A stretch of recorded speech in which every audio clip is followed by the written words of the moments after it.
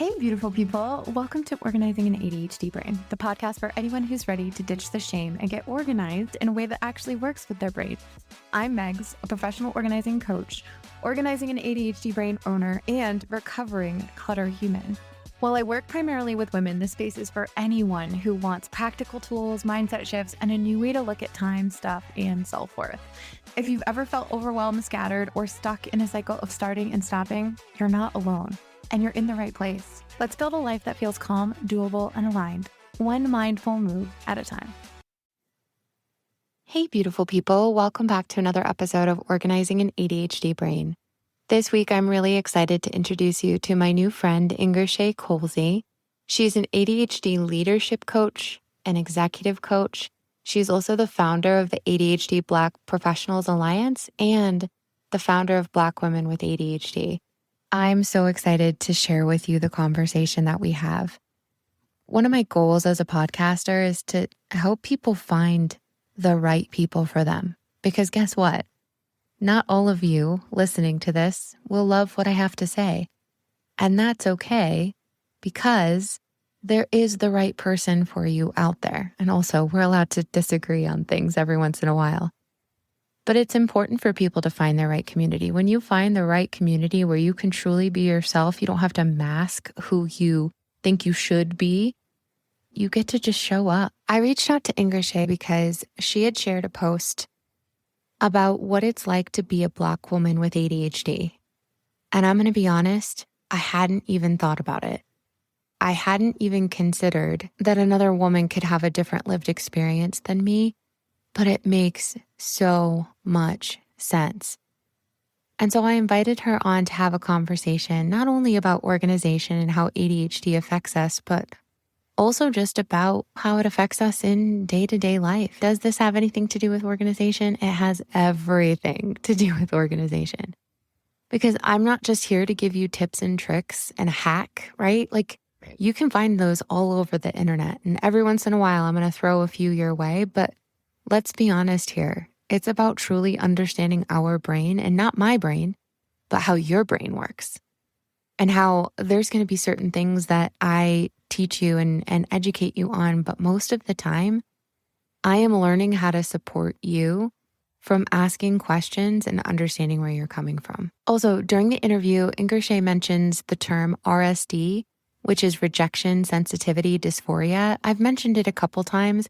I don't use those bigger words on a regular basis as a non-medical professional. However, it is an important term to be aware of with ADHD. And I'm going to give you a little bit of a description real quick. I literally just typed it into Google and this is what it's saying. So it's an intense emotional pain or distress triggered by the perception of being rejected, criticized, or failing to meet expectations. So that is something that's very common with ADHD and or autism.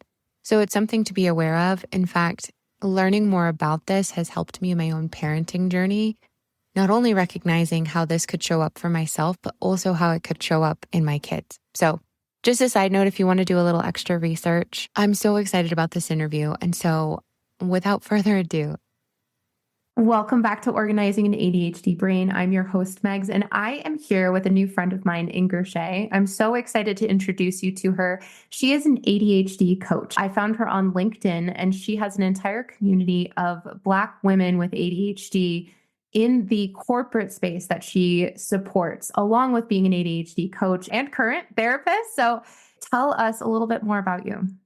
Well, first off, thanks for having me. I'm really excited to be here.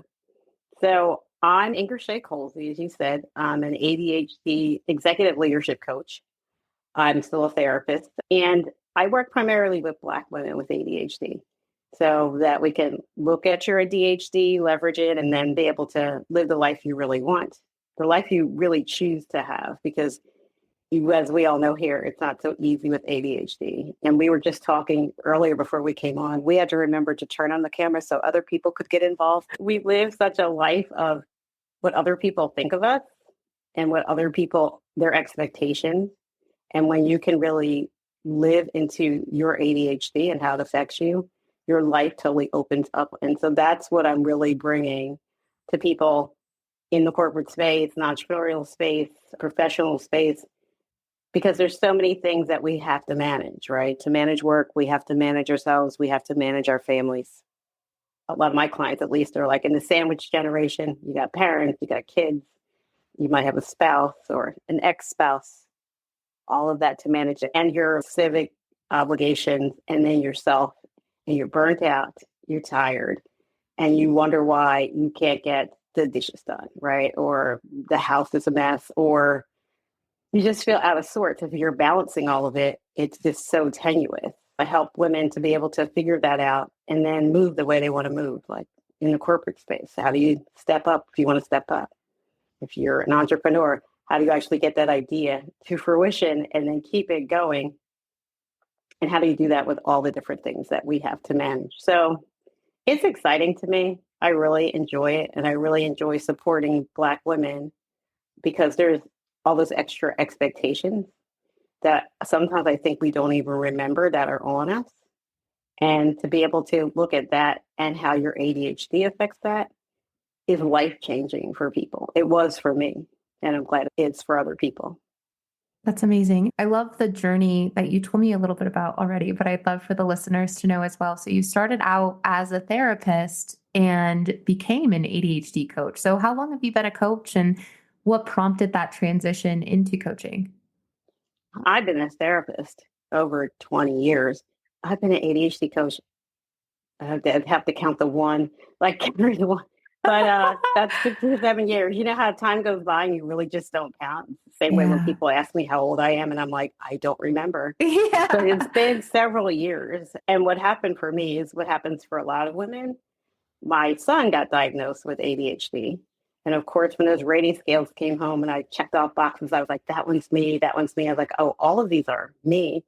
And even though I had been to school to be a therapist, they really didn't talk about ADHD because I wasn't treating children. And they really were just like, it's a kid's disease and you grow out of it, which I still think it's funny. But I saw the rating scales. I saw that it was me, but I didn't really get diagnosed until later because I had to still take care of my kid and all the other things. It wasn't until I started to lose my words in conversation. And I'm a therapist. So what does a therapist do when the words are like in your brain but won't come out of your mouth? And your clients are looking at you like, are you okay? I remember doing research, that deep dive that we do. I did some research for my kid, but I remember something about for women, menopause and ADHD and how they didn't mix well. I happened to go to a CHAD meeting and a woman told a story so similar to mine. And she talked about her diagnosis. And I knocked over everybody in the room. I was like, how'd you get diagnosed? And that's when I got diagnosed. But it wasn't until I found coaching that made the biggest difference. Knowing about it was great. I was like, oh, this is why all these things are happening. And now I know what I need to work on. But when I found coaching, it was a game changer. Speed forward to 2019, Chad and Ada have an ADHD conference, and a coach wanted to do coaching, but instead of pulling somebody just out of the audience, they wanted to do like a coaching arc, like a 8-week stint over something. And I was like, I'll do it. The ask was coach in front of everybody else. I was like, that's fine. And I could get there to Philadelphia. I can barely get down there on time. It's huge, giant. The Marriott hotel is enormous and sensory overload. And I get into the room with him. I don't know, about 50, 60, I don't even know how many, like middle-aged white women were there observing or coaching.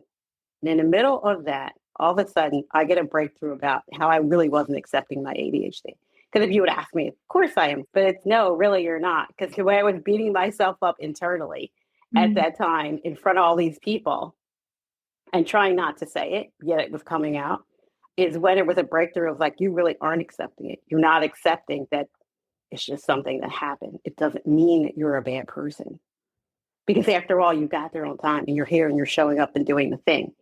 When that happened, though, it was scary because it was not the safest space. I did not feel like it was a safe space for that to happen, but it happened. And I'm grateful for it. But I also noticed when I was at that conference is that that conference was 4-day long conference, morning to night. And there might have been 20 Black people, maybe, I don't know, 30 people of color in general at this conference. And I was like, this doesn't make sense because Philadelphia is about 60% Black. And I was like, did it not know? Did it not feel welcome? And so by the time I got home from the conference, I needed to make that my mission because, again, if that happened for me and the way that things opened up like that, everyone should be afforded that. And especially Black people who it's just so hard sometimes for us to access any type of care. So that's when I turned to coaching Black women, especially, and maybe because I'm a Black woman and I know what I went through. But I also had decided to create a space for Black people to gather and Black professionals to gather because I was a Black professional. And after I left there, I was like, oh, well, then who can I talk to besides the 5 people I sat at the table with that were Black that were at the conference? And so that's when I thought about having the ADHD Black Professionals Alliance. So it is a nonprofit for Black professionals who serve Black people with ADHD. It's also a space for Black people with ADHD to come, gather, meet, find a professional that looks like you if that's what you're looking for, get real data about things that are actually happening with the rhetoric that's going on now. I think that's more important than ever. Have community and to be able to ask the questions that you might not get answered in other places that are relevant to you. It's been great. It's been a great journey. And again, like with the way that things have just really been going in a direction in this country and things that are said about neurodivergence. And I don't know, they want to call it diversity. It's just that we're all here and we're all diverse. But the way that they're talking about it and the things they're trying to erase, I feel like it's more important than ever. I'm just so glad that it came to me and I started it because we're already up and going. Well, I think that's incredible. When I first started working in the corporate world and we started talking about diversity more, it was learning through other people's lived experiences that truly helped me understand things from a new and different perspective. And I know for me personally, when I first got diagnosed with ADHD, I thought it was for little boys. And I thought that there was never a chance in hell that I would have ADHD. I went through a denial period. And so that's why I started the podcast. I wanted to give a voice to women and what their lived experiences were. But something I don't know a ton about is the difference in getting that diagnosis in the Black community and what that looks like. Can you share a little bit based on your own lived experience and what you've seen? Why is it harder for Black women to find the care that they need with ADHD? First off, I think all women have it more difficult in getting the care that they need because we're really not looked at as a full human. That's the way I feel. I think we're looked at as like a test subject.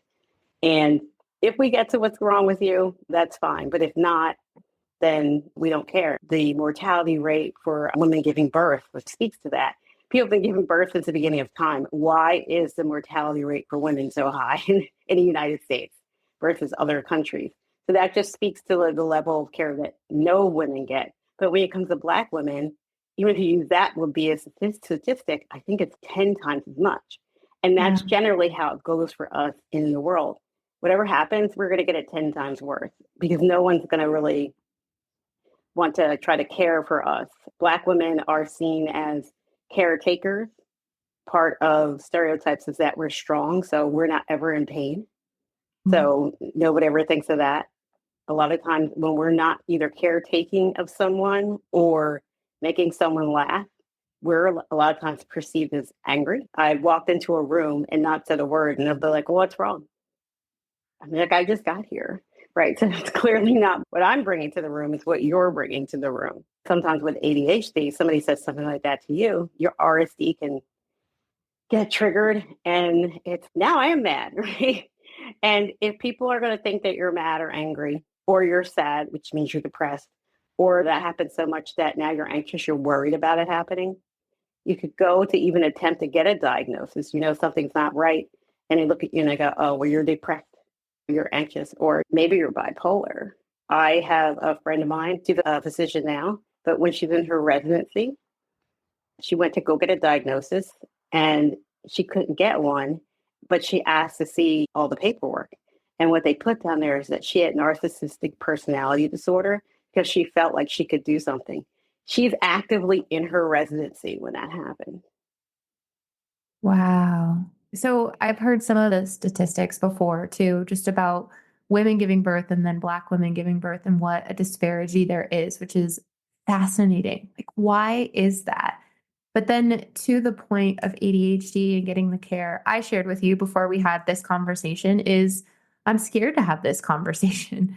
And part of it really is because we've been taught in this world to see people who are different than us as so different that we just have to accept that we're never going to get along or we're never going to come to a solution on things or to be able to have real conversations where we can see both sides of things. But I truly just want to. And I think there's so much that I don't know about what Black women are experiencing that the more I know, the more I can be there to support too, or like we can support one another. When you think about the future of our world, that is beautiful, one where Black and white women get together and we're talking about these lived experiences and supporting each other along the way. What does that look like? Because, gosh, I'd love to get there one day. Well, I feel like we're going to need to get there because I'm really grateful that we have an organization that's like for us, by us, for Black people. However, if we don't all begin to look at the things that make us the same and not different and decide how we want our lives and our country to go, we're not going to have a choice. We will not be able to have these types of conversations at all. And I appreciate the fact that you're asking, right? You're asking me as opposed to asking me to do the work, but you're just like, picture a world. What would that be? Like that curiosity. And that's what coaching is. Like, picture a world of what that would be. What do you think that we would do? What does that look like to you? And that is to me how we're going to get there, being curious about it, thinking about what would that be like? It would be like be able to have this conversation without you having to have that, I'm afraid to have it, or saying I'm afraid to have it and just let that be, not have it have to be the centerpiece of what we're talking about. And I think that is what happens sometimes. The centerpiece of what we're talking about is the fear, or the centerpiece of what we're talking about is somebody's feelings about it. So I mentioned going into a room and people will be like, are you mad?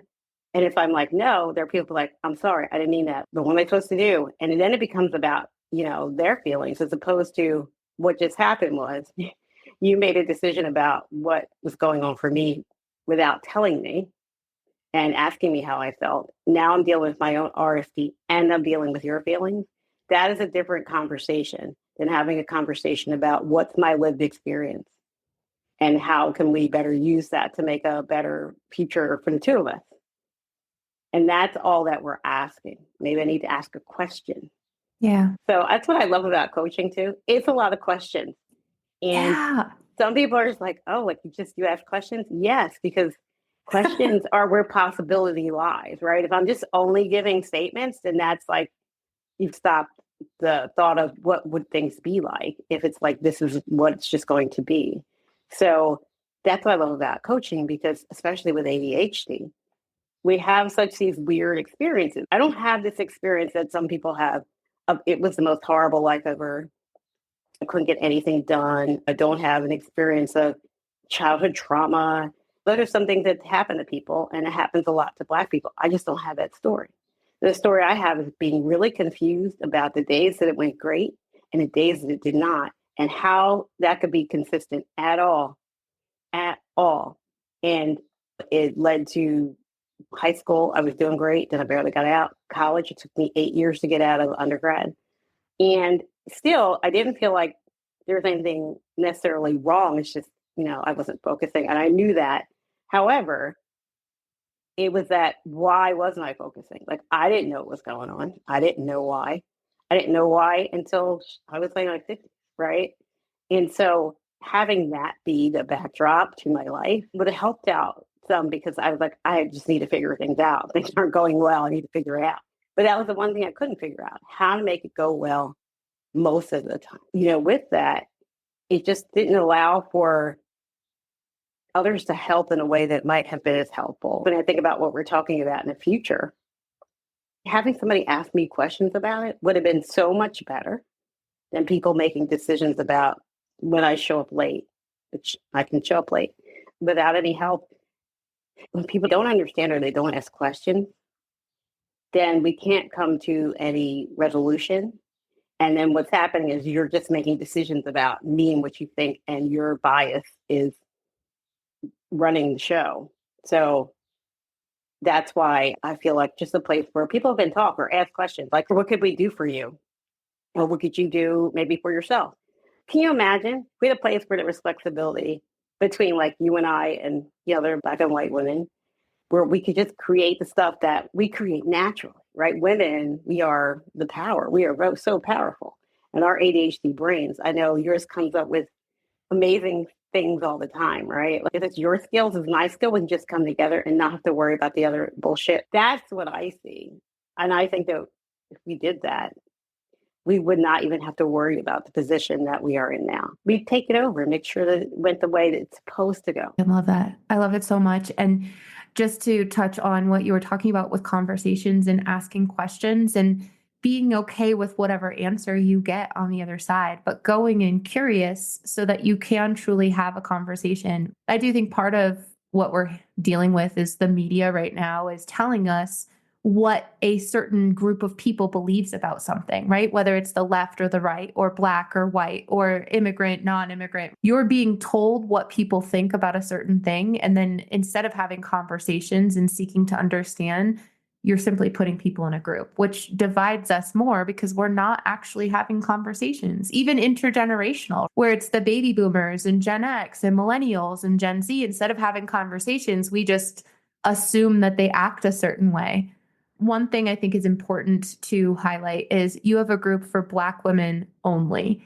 And why is that important? Why is it important for just Black women to be in this group for the executive coaching that you do? The thing is, because we don't know each other, right? I talked about like the way that other people perceive us. The way that we perceive ourselves is worse, right? We have ADHD. The way that you beat yourself up about all kinds of things is the worst thing that you can possibly do. So a lot of times with Black women, we have to perform in a certain way, have a superwoman cape on at all times, feel like we need to take care of everything and everyone. We don't take care of ourselves. And then when we're also looked at like not capable and capable at the same time, there's conversations we could have together. There's a certain different conversation that I'm going to have with other Black women, where when we have that conversation and it's like, oh my God, I thought it was just me. I thought I was the only one. So we don't have to have that conversation like about race. We don't have to have the conversation about gender. We have a conversation about ADHD and how it affects you. You just finally feel comfortable. I say community is like the salve, because ADHD is like being pecked to death by a duck, right? 1,000 cuts. Community is like the salve and like the Band-Aids. So like so you can finally heal. And so when you can have a place where you can finally heal, that's when you can really take off with your ADHD, because I don't really get into that like superpower, not superpower, debate. It's more of when you lean into your strength, there's nothing that we can't do. Nothing. So having a space where people can come, feel comfortable, camera on, camera off, hair done, hair not done, and just have these types of conversations is, I feel like part of the reason why I was put here on earth, because nobody deserves to feel like they're suffering alone. We don't have to suffer. What would happen if you got with some people and you talked some things out and you came up with some solutions or things to at least try, made your life better, and then in turn made someone else's life better? There's nothing better than when you can help somebody else out. So that's part of the reason why all the different things that come at us on a daily basis, you have that with racism, misogyny, it feels like people can see that. I'm a Black woman, but you can't see my ADHD until you see my ADHD. And that's really insidious. And so to have a place where I can show all of me, for one, is just an amazing place to be. The fact that I was able to create it, and the amount of people that are in it just speaks to how much it was needed. I think that's really powerful. And I want to highlight something that you said in a couple of different ways. You don't have to show up and prove yourself in any way, because when you are amongst other Black women, you know that you have these shared lived experiences that you wouldn't have to ever explain to me. For example, racism. As a white woman, I've literally never had to experience that my entire life.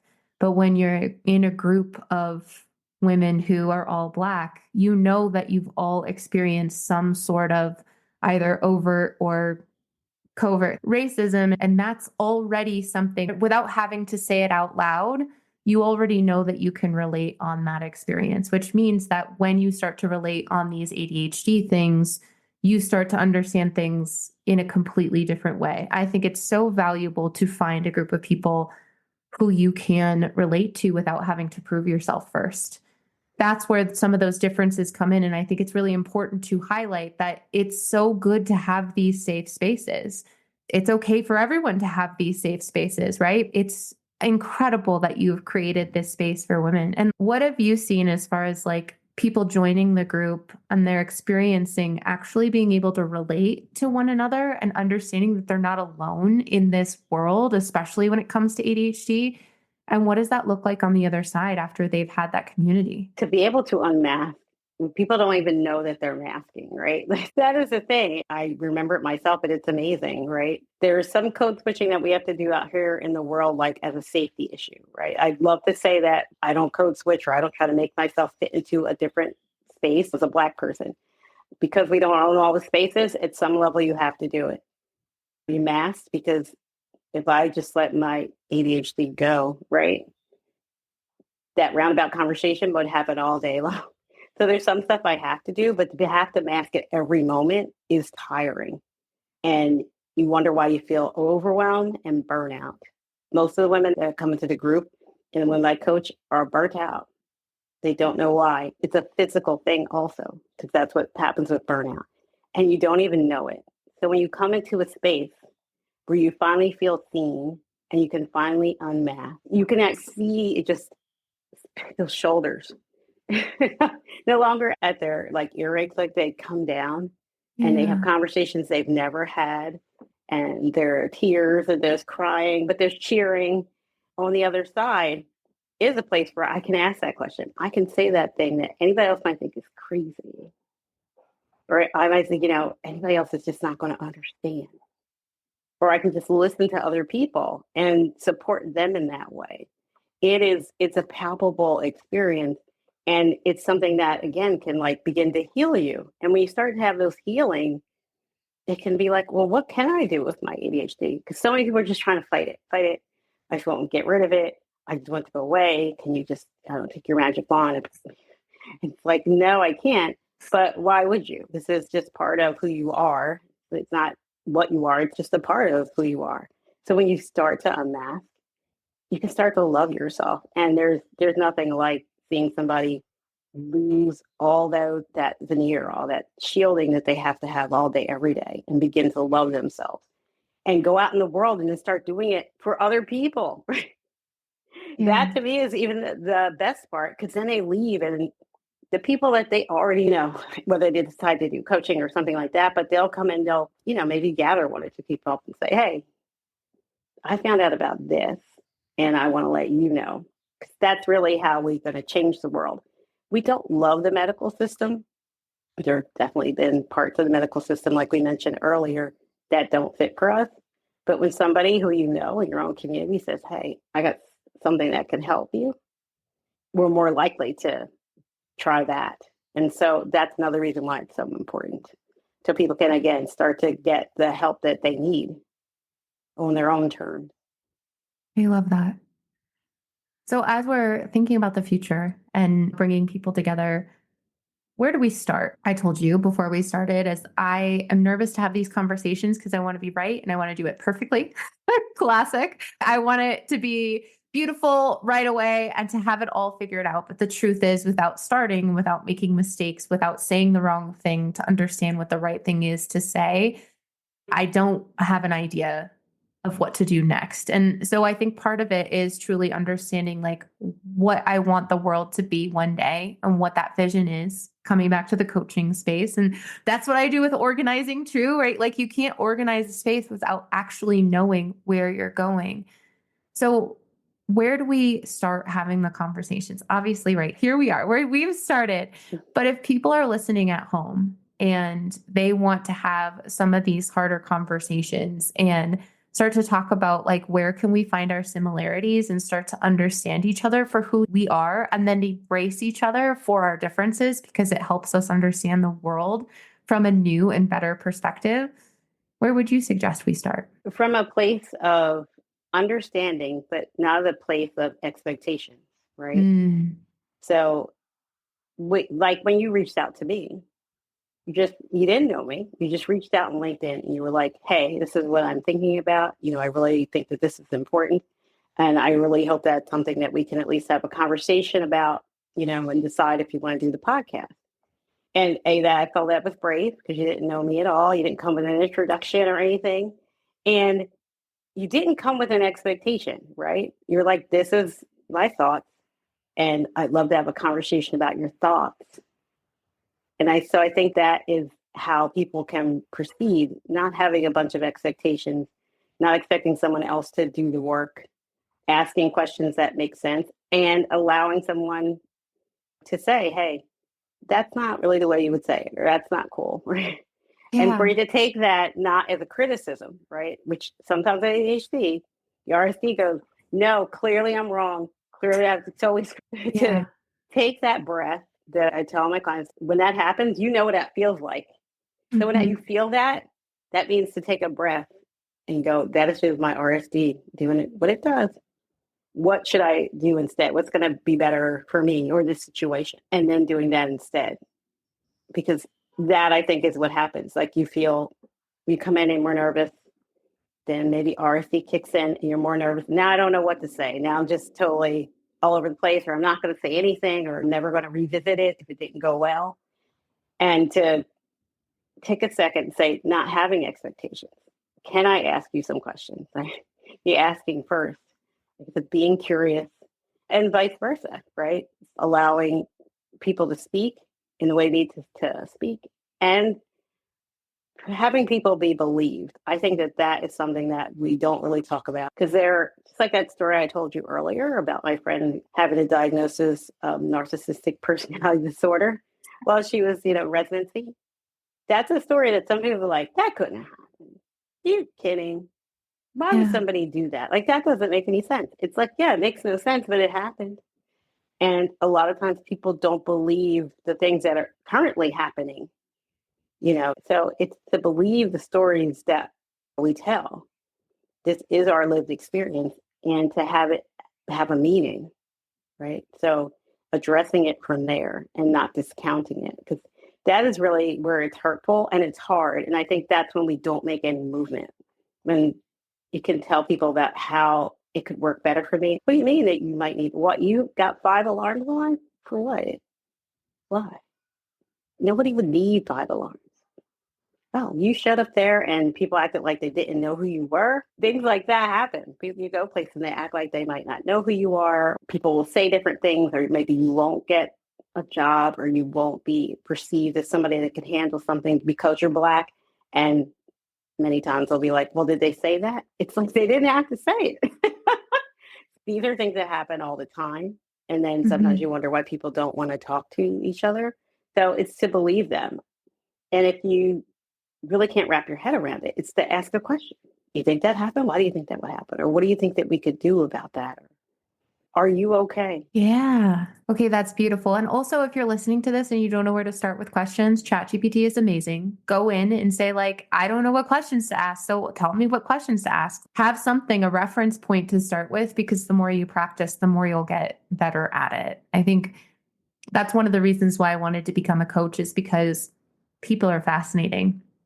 Whether you live in Texas or Massachusetts or California, you're going to look at the world totally different. And then based on the way that you were raised or the color of your skin, you're going to look at things differently. And based on your lived experiences, you're going to look at things differently. And we only know what people believe about something when you do start to ask questions and start to understand things from a whole new perspective. And I think it's so valuable. And I'm looking forward to continuing to have these conversations. So tell me, as an ADHD coach and someone who works with people with ADHD all the time, and you have ADHD, How do you possibly stay organized with everything going on and managing so many people? And what does that look like to you? It depends on the day, right? Okay, cool. And what's interesting is like people think, oh, you're an ADHD coach, so you must have it all together and it must be, organized in that beautiful, pristine way. And I'm here to say that's not true. I think with most people generally, but especially with ADHD, it just looks like it's organized in a way that works for my brain, right? So for my brain, you can see the desk in front of me because the desk behind me looks all, curated to look Oh cute, yeah, we would right? all. Yeah, like the desk in front of me has clutter on it, right? Because there's a certain level of clutter that I'm going to have to live with to have things out because I need to see some things. If I put it away, I'm going to lose it. Mm, So knowing that a certain amount of clutter is just where I live, it's organized in a way where I know what I need to see. I like to only do like 3 things a day if possible. Break that task down, make sure I'm breaking it down to tasks and not projects. Definitely do that. Maybe have a bonus one.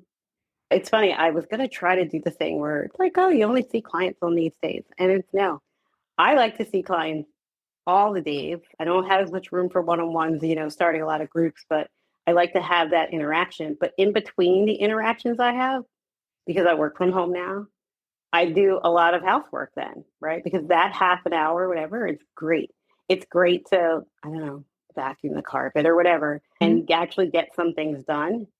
And so that at the end of my workday, I'm not like, oh my goodness, I need to do this or I need to do that. Like it's done in small bits. It didn't feel like extra. It wasn't something where I was trying to split my brain to do maybe coaching time and then like paperwork, bookwork. Like I can't do that, but I can go and I don't know, unload the dishwasher. It's a way to keep me organized because it keeps me going. Because if I start to mhm. do something else, then I'd be all over the place. And my clients have to get, quite frankly, they have to keep me organized because, again, when you do stuff together, we know what time we're meeting. I know, what notes we're doing, and they are ready and eager to do things that's going to move themselves forward, which helps to keep us organized. And we work on it together and whatever ways works for you and whatever works for you on that day too, right? Yeah. Whatever works for your brain, right? Because what works for you is not going to work for me, or maybe it might, but only certain aspects of it. Because no matter what, I'm going to adjust it to whomever I am and whatever I do. So, case in point right there. But then, in addition to that, there's a certain amount of clutter that you could accept as something that you need in order to thrive in your own world. And that's okay. There's nothing wrong with that.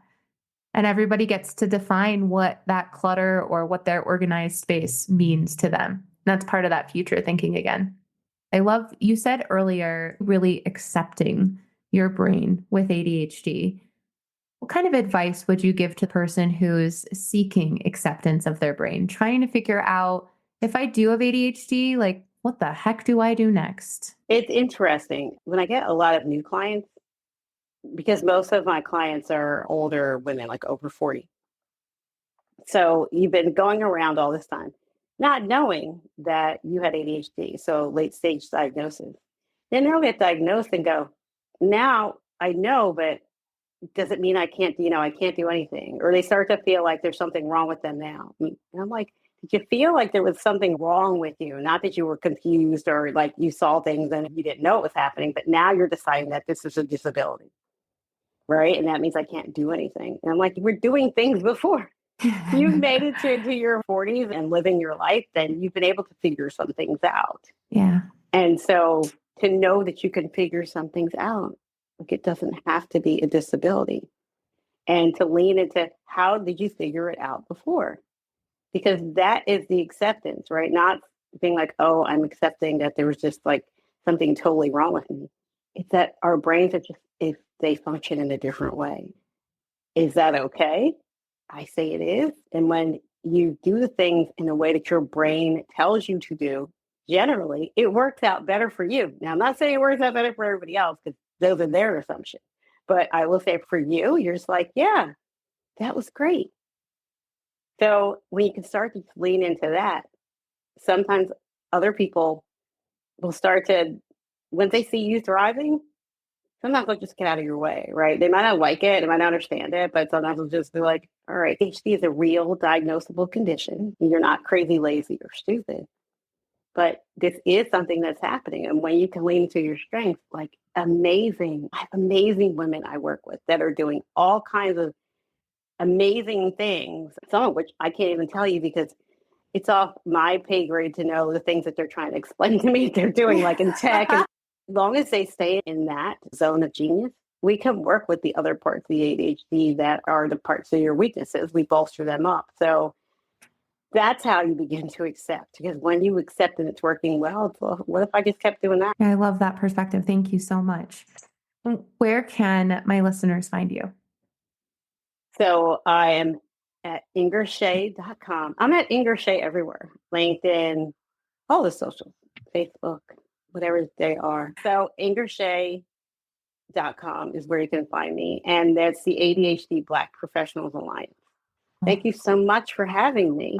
Thank you so much for coming on and having this conversation. I'd love to have you on again in the future and talk more about ADHD and how we can continue to work together to help people know that they're not broken. They've got to find what works for them. I love that strengths conversation. I think it's beautiful. So thank you. You're welcome. I had so much fun re-listening to this interview and this conversation. There were so many other takeaways that I had, and I wanted to share them with you. One of them was accepting ADHD. So you might know you have it, but are you accepting it? And that was really powerful for me because I know when I was first diagnosed with ADHD, I thought, okay, well, cool. I'm just going to keep trying to do all of the same things the same way I've always known how. I just now know I have ADHD, right? So not a lot of things changed until I started to do some more research and really accepting that I'm not going to show up the same way every single day. And my executive dysfunction is going to get in my way a lot. I thought it was really powerful when she was talking about how she couldn't understand why some days it went so great, that life, she could just conquer it in so many amazing ways, and how sometimes she just couldn't make it make sense. ADHD makes it make sense. It's just about understanding how do we give ourselves grace on the days that we're not able to show up. She talks about how community is a place for you to heal. And that's really powerful when you find people who know what you've been through and are there to support you and help you understand that you're not alone. It just feels better. I mean, especially when you don't have to prove yourself first. I joined a networking group when I first started my business, and the entire time I felt like I had to prove myself in order for people to truly accept me.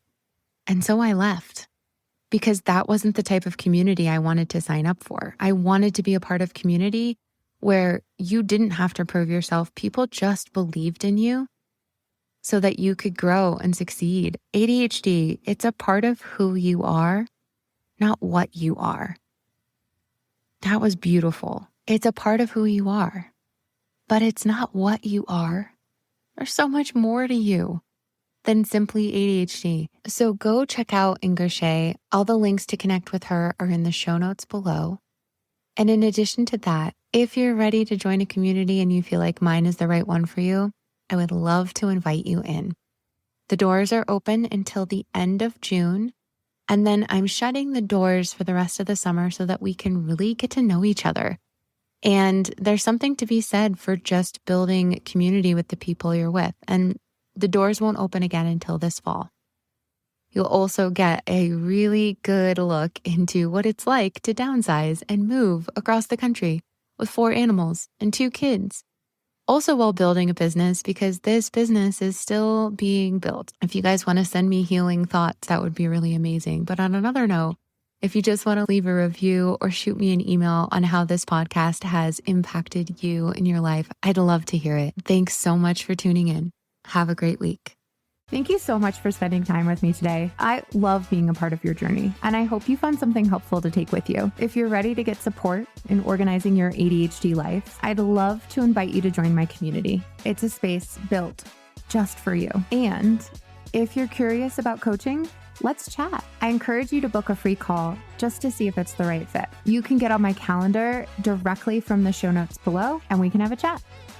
A quick reminder, I am not a doctor or a medical professional. Everything I share is based on my own experience as well as my coaching expertise. So please consult your doctor for any medical or ADHD related concerns. Until next time, keep going. Right where you are is a great place to start.